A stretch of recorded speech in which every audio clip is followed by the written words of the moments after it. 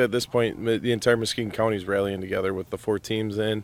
So it's beyond the Holton community at this point.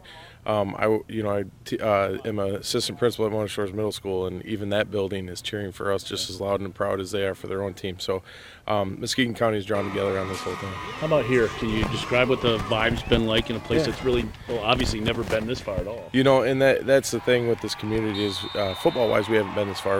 Softball-wise we have, and so they're rallying behind us just like they did softball. This community cares so much about their kids. It's beyond the football thing. They just like to see their kids be successful, and so they've continued to rally behind them. So what do you know about them? And is there anything particular you have to do to beat that team? Sure. As far as reading, they're tough. They got some kids that are pretty dang good football players. They're big, they're quick. And we look at what they've done, read articles about them and that sort of thing, and so we know that we have a formidable foe across from us. We're excited about it. We like rising to the challenge.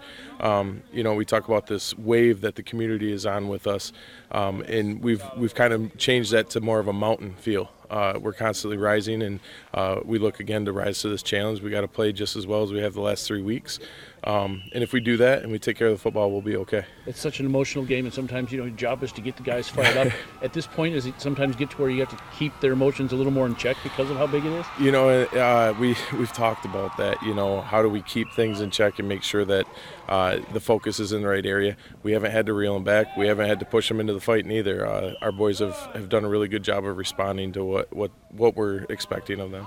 The ultimate goal for everybody is to win a state championship, Sure. Obviously, but it's kind of like the Final Four in basketball for football teams is get to the dome. It's the drive to Ford Field. Sure.